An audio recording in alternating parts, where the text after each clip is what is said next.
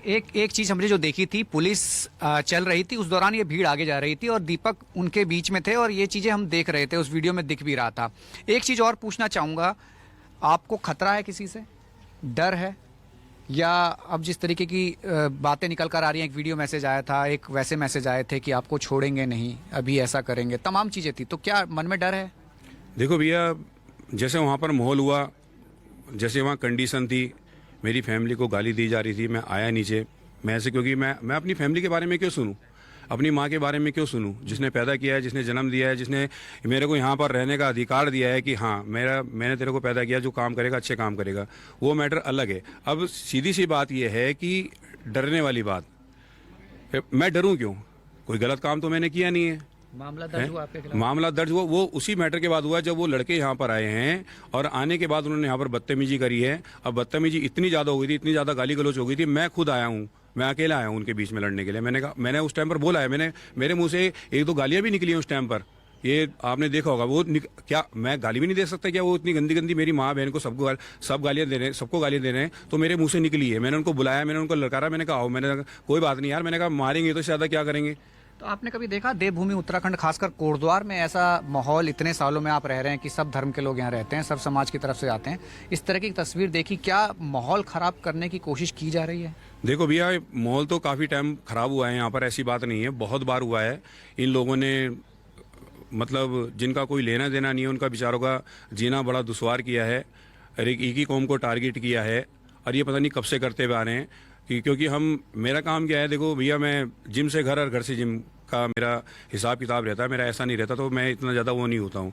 उस दिन थोड़ा सा माहौल ऐसा था कि मेरे को टाइम लगा, मैं अपने दोस्त की शॉप में बैठा जाकर, तब जाकर ये ऐसा मैटर हुआ। और मैं दूसरी बात ये कहना चाहता हूँ कि जैसे ये हो रहा है, ये हमारे सामने पहली बार हुआ है, अगर अदरवाइज मेरे सामने ये दोबारा होगा तो मैं दोबारा करूंगा, मेरे को कोई दिक्कत वाली बात नहीं। रोकेंगे आप? बिल्कुल रोकूंगा, चाहे उसमें हिंदू भी क्यों ना हो और उसमें मुसलमान भी क्यों ना हो। अगर मुसलमान गलत करेगा तो मैं उसके लिए भी डिसीजन लूंगा, उसके लिए भी सामने आऊंगा और उसको भी बोलूंगा। मैं एक चीज और बताना चाह रहा था आपको कि यहाँ एक एफआईआर है, उस एफआईआर में ये जिम चलाते हैं काफी सालों से, उनके मित्र हैं साथ में, इनके खिलाफ मामला जो दर्ज हुआ है, जाति सूचक शब्दों का 3000 रुपए छीन लिए। जिम चलाते हैं, जिनके जिम के मालिक हैं, अच्छा खासा पैसा कमाते हैं, परिवार चला रहे हैं। पिता का देहांत हो चुका था, अकेले माँ और कहा जाए कि बीवी हैं, बच्चे। तो ये 3000 रुपए छीन रहे हैं, घड़ी छीन ली, जाति सूचक, इन दोनों के खिलाफ मामला दर्ज। तो ये थोड़ा समझ नहीं आता कि जो भीड़ आई थी वो जिस तरीके से टारगेट करके आई थी कि नाम चेंज करना है, और जिस तरीके से दीपक ने मोहम्मद दीपक बोला, उसके बाद उस मामले को और बड़ा बना दिया गया कि किस तरीके से ये दीपक को नहीं छोड़ेंगे। तो ये जो मामला दर्ज हुआ है, 3000 रुपये छीने थे आपने? तो इतने टाइम से मेरा जन्म यही का ही है भैया, इतने टाइम से मैं जिम चला रहा हूँ, क्या मैं 3000 रुपये छीनूंगा? है तो कोई लॉजिक ही नहीं हुआ। पहली बात, पुलिस ने एफआईआर दर्ज करी है। अब मेरी ये समझ में नहीं आ रहा है एफआईआर। पहली बात तो एफआईआर हमारे ऊपर होनी नहीं चाहिए थी। एफआईआर क्यों हुई?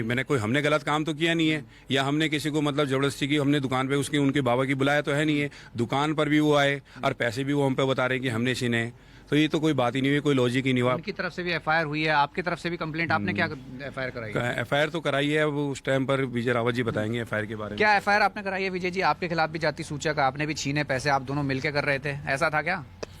कुछ नहीं था सर, हमने तो केवल वहाँ पर एक, शायद मुझे लगता है कि हमने किसी इंसानियत के नाते, मानवता के नाते हमने किसी की जान बचाई है। क्योंकि उन जो अंकल जी थे वहाँ पर, जिनकी बाबा की दुकान थी, उनको 2 बार का अटैक पड़ चुका है। वो बाद में हमें पता चला फाली से, अगर आप उनसे मिलोगे उनके हाथ पांव कांपते हैं। हमने तो एक इंसानियत का, मानवता का काम किया है। और रही जो हम पे इल्ज़ाम लगे हुए हैं, पहली बात तो दुकान में खुद आ रहे हैं, शायद इल्ज़ाम तो उनको वो भी लगा सकते थे बाबा जिनकी दुकान थी, पर उन्होंने ऐसा कोई उन पर इल्ज़ाम नहीं लगाया, उल्टा उन्होंने हम पे लगा रखा है। फिर आप सबसे बड़ी बात यह है कि 26 तारीख की घटना है, 28 तारीख की घटना थोड़ा ना है।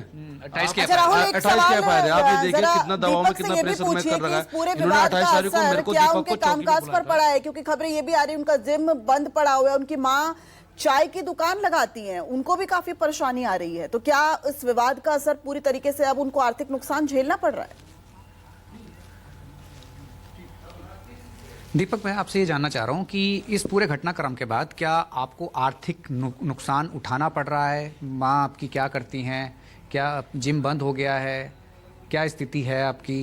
क्या लग रहा है कि दोबारा से आप सामने आ पाएंगे उस समाज में जहां आप कोशिश कर रहे थे कि आप आगे बढ़कर इंसानियत की मिसाल पेश कर रहे थे? तो क्या स्थिति क्या है अभी?